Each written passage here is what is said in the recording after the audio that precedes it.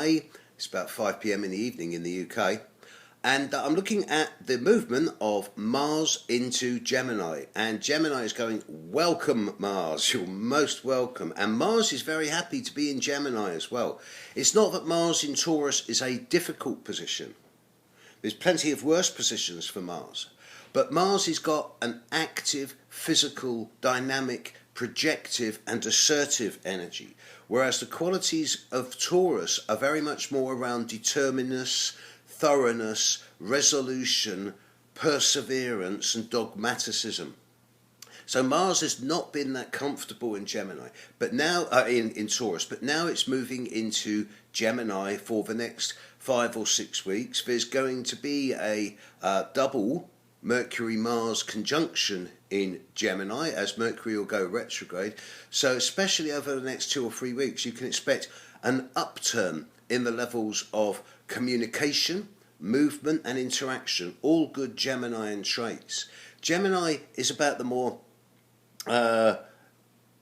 communicative, the more mobile, the mental, the verbal, the social, the interactive, the communicative in all different shapes and forms. And Mars brings physical energy. So I do anticipate a lot more people beginning to start thinking about the journeys they need to make, the travel plans they need to put into place, the phone calls that they've deliberately not been making, or the emails they've just not got round to answering. It does seem that although Mercury retrograde shadow is well underway, it also does seem that there's an energy, at least in the short term now, to get things done, to make things happen in a way that's not been feasible over the last 6 weeks. So I do expect a more fluidity and more mobility in individual energies over the coming few days at least. Although, remember, Mars is now opposite Saturn and it's getting stronger and stronger.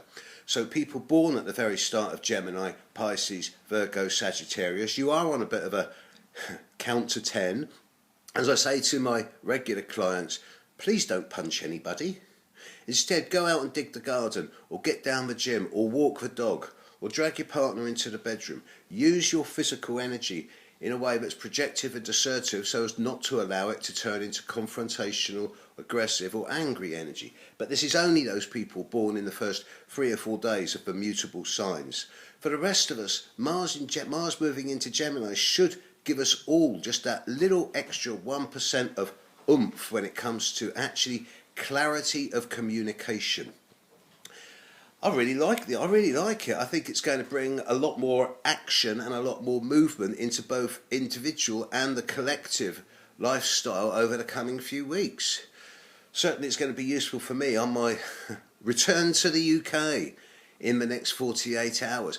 And while I'm at it, a massive thank you to all those people who came to Le Cabinet or Le Cabinet in Montreal last night for that lecture I gave. It was the best one of my tour and it went down so well. I'm so grateful for all the feedback, the intelligent questions and the support I've had from people in Montreal.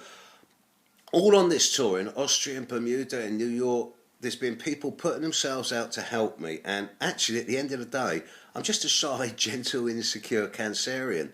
And I'm a little bit nonplussed and a little bit knocked out by the way that people have helped me. So, you know who you are, so thank you for that. But today's a day to actually look at that Gemini moon. And I think the moon has changed, Gemini Mars, the moon has changed sign as well. The moon is now firmly into Pisces. Admittedly, it's conjuncting Neptune. But do you know what? Even that I'm not too worried about. It seems that there's a fresh energy in town. Everyone's got a bit more of a spring in their step just in the last 12 hours or so since Mars moved into Gemini. So utilise it, make it work. Look at the first half of Gemini in your horoscope. See what house it's in. Know that with the Mercury retrograde there's going to be developments over the coming few weeks. But also with Mars being there now, at least in the short term, you can initiate, instigate and activate things. You can make things start. You don't go for conclusions, don't go for results. You're going to have to wait until after the Mercury retrograde for that. But today's a great day to start something and to throw fishing lines into the future. On that happy note, I'll leave you and I'll cut back to you later. Have a great day, folks. Bye.